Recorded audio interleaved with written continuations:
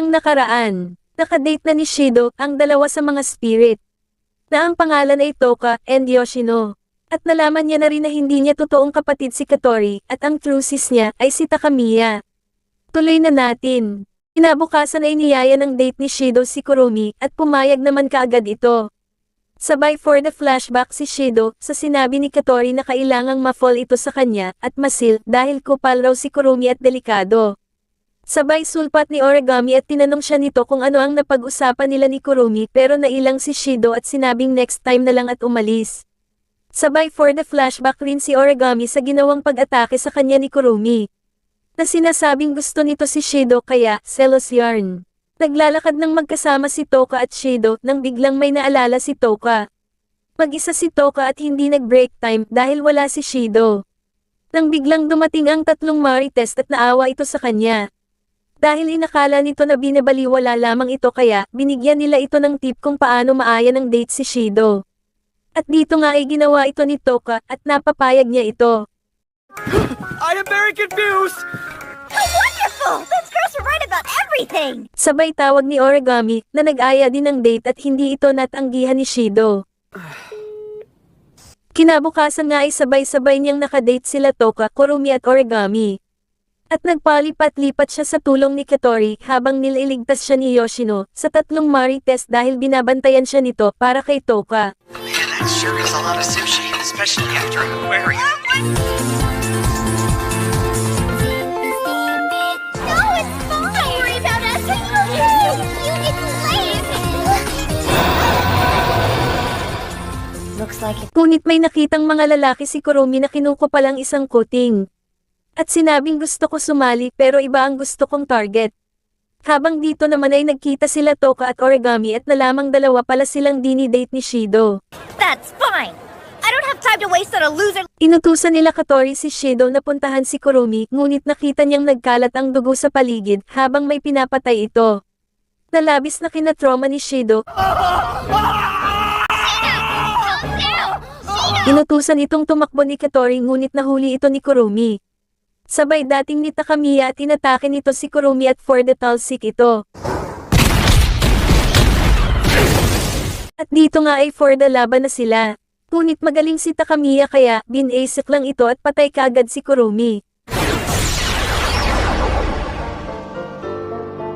For the awat sana si Shido ngunit tinapos pa rin ito ni Takamiya. Nagalit si Shido pero sinabi lang ni Takamiya na si Kurumi ay isang nightmare spirit. At hindi raw ito basta-basta namamatay dahil muli lamang itong nabubuhay. Ngunit hindi nakikinig si Shido at galit pa rin kaya pinatalsik ito ni Takamiya gamit ang kanyang kapangyarihan. Pagbangon ni Shido sinabi niya na kupal ito sabay alis. Nakinalungkot naman niya sabay narinig nito si Katori na pinapa-abort ang mission. Habang naglalakad si Shido ay nasalubong niya sila Toka at Origami. At nag-alala sa kanya si Toka ngunit traumatized pa rin si Shido sa mga spirit kaya tumakbo ito palayo. At nagtungo kay Katori na nilunasan naman ito. Dito ay sinabi ni Shido na ayaw ko na ituloy ang mission. Nakinagalit ni Katori at sinabing huwag kang iyakin at sinampal ito. Pag-uwi ni Shido ay nakita niya si Toka na inaantay siya at dito nga nilibang siya nito at sinabing ituloy natin ang naudlot na date. Also told me about you. And Kurumi and Mana. Kinagabihan ay nasabi ni Shido na napanghihinaan siya. Dahil kupal na spirit raw si Kurumi. Tiwag na si tanga. Ngunit sinabi ni Toka na parehas lang sila ni Kurumi noong una kaya kung nabago mo ako ay kaya mo rin itong gawin ulit. Is having someone close who's reaching out his hand. Kinabukasan ay kinukupal si Shido ng tatlong marites. Na inawat naman ni Toka. Sabay nakausap ulit ni Shido si Kurumi at sinabihan niya itong hindi ko nahahayaan na patayin ka ulit ni Takamiya sa harap ko. Maya-maya ay nasa rooftop si Kurumi at naglabas ng kapangyarihan habang sinasabi na gusto niyang i-test kung totoo ang mga sinabi ni Shido. Palihim na nag-usap sina Katori at Takamiya at nagsisihan ito tungkol sa nangyari kay Shido. Dito nga ay naramdaman na nila Shido ang kapangyarihan ni Kurumi. At gumawa ito ng higanteng barrier at nakulong sila sa loob ng school. Maya-maya for the announcement si Kurumi na pinapaakyat sila nito sa rooftop. Shido, darling, can you hear me? Listen to me. Stay right. At dito nga ay nagkawatak-watak sila at nakaharap ang clone ni Kurumi. Dahil dumarami pala ang katawan nito, nakipagtsikahan si Shido kay Kurumi at pinakiusapan itong tanggalin ang barrier, ngunit kupal si Kurumi. At sinabing ang goal niya lamang sa buhay ay makain si Shido. Kaya, tinakot ito ni Shido sa pamamagitan ng pagpapakamatay. Dahil dito ay napilitang tanggalin ni Kurumi ang barrier. Pero biglang dumating ang tunay na Kurumi at tinapos ang clone niya dahil mahinang nilalang raw ito. Goodness me. Kakainin sana siya nito ngunit dumating si Takamiya na nilabanan ito. Pero wala pala siyang laban sa tunay na Kurumi.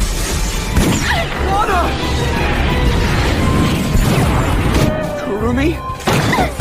She's alive! Please. Dumating na sina Toka at Origami ngunit sila ay nahuli rin dahil dumarami si Kurumi. Wawasaki na sana ni Kurumi ang city gamit ang Spacequake. Nang biglang dating ni Katori at pinigil ito na for the mamaw pala ang lakas nito. This. You mean you didn't know? It's... Bro, what do you say? Are you about ready to begin our date? Nagulat silang lahat at parang hindi makapaniwala si Shido sa nakikitang lakas nito. No way. Sinabi ni Katori na for the gulpi ka ngayon. Ngunit tumawa lamang ito sabay atake ng mga clone niya. Is this really the best you can do? Pero wa-effect ito dahil malakas si Katori. Nagpatuloy ang atake ni Kurumi. Hanggang sa mapuruhan niya ito at bumagsak. Inakala ni Kurumi na for the win na siya ngunit naghila ang mga sugat ni Katori gaya noong nangyari kay Shido. Monologuing always. Kinagulat ito ni Kurumi ngunit for the gigil lalo ito sa pag-atake. Tabla sana sila ngunit biglang nanghina si Katori. Dahil dito ay biglang nag-alala si Shido. Ngunit kahit ganun ay nakapag-super pa rin ito at nagawang tamaan si Kurumi. Dito nga ay napaluhod si Kurumi dahil sa pag-atake ni Katori. Ngunit napansin ni Shido na wala sa katinoan si Katori at balak tuluyan ito kaya hinarang niya ito. Nawalan siya ng malay dahil dito at biglang nanaginip si Shido nang nasusunog ang bahay nila noong bata pa sila ni Katori. Paggising niya ay nasa ospital na siya kasama sina Yoshino at Toka. Sabay dating ni Rain at tinanong ito ng nag-aalalang si Shido. Kung ano ang nangyari kina Katori, sinabi naman ni Rain na okay lang ang lahat. At naitakbo sila sa ospital habang si Kurumi ay nakatakas, sabay pinakalma siya ni Rain. Everything will be just fine. Do you feel better now? Maya-maya ay nakipagtsikahan si Shido kay Katori. At dito ay tinanong niya kung spirit din ba si Katori, sinabi naman nito na tao siyang isinilang. Pero may isang spirit na nagbigay sa kanya ng kapangyarihan. Ngunit nagtataka sila na wala na silang maalala pagkatapos noon. Tinanong ni Shido kung bakit nakapamuhay siya ng normal noong mga nakaraang taon. At sinabi ni Katori na dahil sa'yo, dahil may kakayahan kang isilang mga spirit. Nalabis na pinagtakahan ni Shido dahil hindi niya ito maalala. Nasabi rin ni Katori na nagbago lang ulit ang buhay niya nang makilala niya ang organization na nagliligtas ng mga spirit. Kaso marami pa rin tanong si Shido kaya binanatan siya nito. Sabay natakot si Katori at nanghina at nasabing kailangan ulit itong isil gaya ng ginawa mo kila Toka at Yoshino. Maya-maya ay nakasalubong niya si Toka pero for the dead ma ito.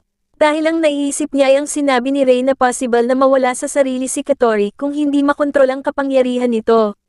Kaya, sinabihan siya nitong makipag-date kay Katori. Para maisil ulit ito. Kinabukasan ay binisita niya sa ospital si Takamiya ngunit hindi siya pinayagang makita ito. At ang nakausap lang ay si Origami. At dito ay nalaman niyang malibog pala ito. This is inappropriate! What the heck is going on? Nalaman ni Shido na galit si Origami kay Katori dahil sa nakita nitong kapangyarihan na kaparehas ng sa spirit na pumatay sa kanyang magulang. Significant the details. I want to know everything that happened and everything you know about. Pag-uwi ay naalala pa rin ni Shido ang mga sinabi ni Origami. Hindi siya sigurado kung si Katori ang may gawa noon. Dahil wala din itong maalala sa nakaraan. Kaya, hindi niya masabi kung totoo ang lahat ng sinabi ni Origami. At dahil dito mas gusto niyang maigligtas si Katori. Kinagabihan ay pinagplanuhan na nila Rain ang gagawing pakikipag-date ni Shido kay Katori. Sinabi ni Rain na need niya pa mag-training para dito. At agad namang sumang-ayon si Shido at sinabing gagawin niya ang lahat para mailigtas si Katori.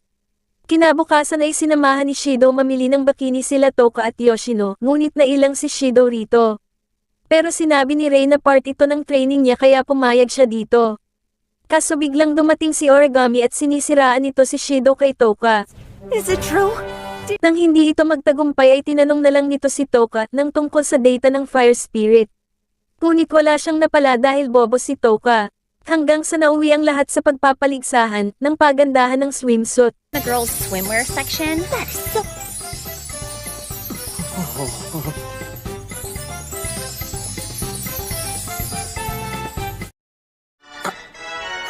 Looks like we have a winner. Sinabi ni Shido rito na hindi siya pwedeng mag-fail dahil buhay ni Katori ang nakataya. Kaya, sinabihan siya ni Blondie na baka gusto niya makita ang video nila 5 years ago nang nakalilipas. Nang makita ito ni Shido ay parang may naalala siya kaso bigla siyang nawala ng malay. Hey, Kinabukasan ay nakipag-date na siya kay Katori. Ngunit awkward ito dahil nasanay na siyang kapatid niya ito. At kasama pa ang mga panggulo. what's going on? What are you guys doing here? Dito nga ay wa-effect ang pakikipag-flirt ni Shido kay Katori. Dahil alam nito na sumunod lang sa utos si Shido. Kumbaga, scripted. Nag-aya sa padulasan si Toka. No. Safe? Pagbagsak sa tubig ay nawala ang ribbon ni Katori at naging pabebe ito. At dito ay nalaman ni Shido na nanghihiram lang ng tapang si Katori sa black na ribbon. Kaya pala pabebe girl ito pagsuot ang white na ribbon. Naghapunan na sila ngunit biglang nagpaalam si Katori para magbanyo. Nasinundan naman ni Shido para magbanyo rin ngunit nakita niya si Rey na nagtago. At nadinig niya si Katori na kausap si Rain. Nalaman ni Shido na nanghihina na ito at gumagamit lang ng gamot para makipag-date sa kanya dahil baka last na rin ito. Nagkausap sila ni Rain at sinabing wag mo ipahalata na narinig mo ang sinabi ni Katori dahil ayaw ni Katori na i-date mo siya dahil lang sa awa. Dito nga ay nagpakatunay na si Shido at pinakitang itinapon niya ang headset sa harap ni Katori. At niyaya si Katori sa ride ng dalawa lamang sila. Pinakita si Origami na pinapaliwanagan tungkol sa isang armas na malupit. But that doesn't mean that you're allowed to use it. You don't have the ability or the authorization. Oh, I get it. Nag-aya si Shido sa isang amusement park at nag-ride sila na labis na nagpasaya kay Katori. At dito ay nasabi na lamang ni Rain na maganda ang ginagawa ni Shido. Why? Why are you riding? Nakahalata si Toka na bakit hindi nila kasama si Shido, balak niya sana hanapin ito. At buti ay pinigilan ito ni Yoshino at sinabing, hayaan munang maisil si Katori kagaya ng ginawa sa kanila. Dahil narinig pala ni Yoshino ang usapan nila Rain at Shido. Pinakita ang kampo ng AST soldier at nawawala ang malupit na armas. Origami. Habang nakatambay sila Katori, ay balak sana itanong ni Shido kung may naaalala ba siya 5 years ago tungkol sa magulang ni Origami. Ngunit biglang naganap ang pagsabog. 5 years. At biglang nagpakita si Origami na inatake si Katori. Dito nga ay for the laban na sila.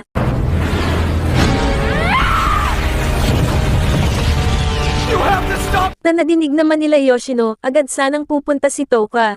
Ngunit tinawat ito ng puppet at sinabing baka mapahamak ka lang. Pero sinabi ni Toka na hindi ko kayang pabayaan na lamang si Shido doon at tumuloy pa rin. Dahil kay Toka ay sumunod na rin si Yoshino. Samantala patuloy ang matinding paglalaban nila Katori at Origami. Kaso habang naglalaban sila ay nawawala na sa sarili si Katori. You're going to beat me, right? You're going to shoot me, right? You're going to kill me!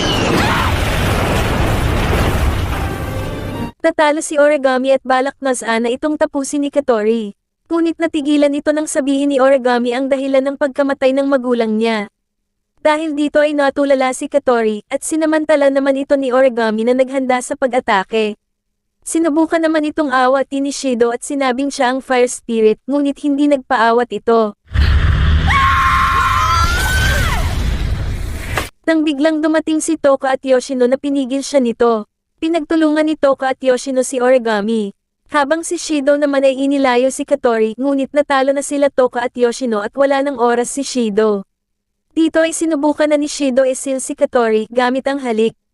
For the flashback sila 5 years ago at pinakitang naisil na nga ni Shido si Katori dati. Do you remember now? 5 years ago.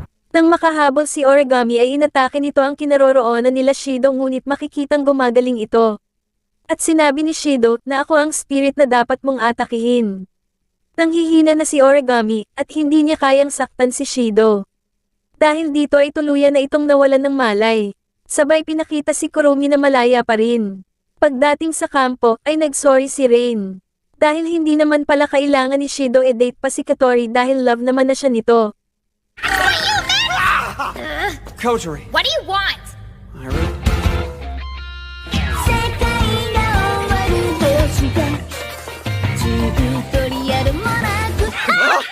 To be continued. Someday. At dito na nga nagtatapos ang Date Alive Season 1. Kung umabot ka dito pwede mo i-comment ang second season. Pero sinama ko na ang Date Alive OVA version. Masakit kasi ang iwanan. Kaya, simulan na natin. Magka-date sila Origami at Shido at sinasabi na isa akong malibog. Para sadyaing ma-turn off sa kanya si Origami. Ngunit hindi ito epektibo. Dito ay sinubukan naman niyang sabihin na marami siyang babae. Ngunit sumagot lang si Origami ng ayos lang dahil for the bawas lang siya dito. You'll have to what? Are you kidding me? What the crap? Crazy. First time lang nagka-cellphone si Toka kaya excited ito at tumakbo, sabay sulpot ni Origami na inaya siya sa date nito. Dahil dyan ay humingi ng tulong si Shido kay Katori para sa magaganap na date nila ni Origami. Fine, whatever you want. Kinabukasan ay sinadya ni Shido na ma-turn off si Origami sa kanya at puro nakakahiya ang pinapagawa nila dito. Inutusan niya itong maging aso. At isang slave na aso. Pagdating sa restaurant ay gusto nito magbanyo ngunit pinagbawalan niya ito. Maya-maya ay nag-practice si Shido ng script para makipag-break kay Origami. Nang biglang tawag ni Toka at dito niya nasabi ang masakit na salita. But I don't understand. Do you hate me? I do. Yes, the fact... Dahil dito ay nagkaroon ng spacequake. Sinabihan siya nila Katori na puntahan at amuhin kaagad ito. Pagdating sa location ni Toka ay sinuyong niya kaagad ito ngunit naroon si Origami kaya nahirapan siya dito. Kinabukasan ay tuloy pa rin ang girian nila Toka at Origami. Kinausap siya ni Tonomaki na may keychain na nauuso ngayon para sa couple. Habang dito naman ay tuloy ang gigil ni Toka kay Origami. Will you please stop that? Nakita nila ang sikat na keychain for the couple. At nakakuha naman sila nito. Kinahapunan ay tinanong ni Toka si Shido kung may galit ba siya sa mga spirit dahil yun ang sinabi sa kanya ni Origami. At sumagot naman si Shido na wala. Yep, really, absolutely. Someone that I didn't like. Pagpasok kinabukasan ay pinagkakalat ni Toka na nag-date sila ni Shido. Nang biglang nagpikita ito ng picture na hubad. Kinupal kasi siya ni Rain. At dahil dito ay inakala ng tatlong marites na sinasamantala ni Shido ang pagiging isip bata ni Toka.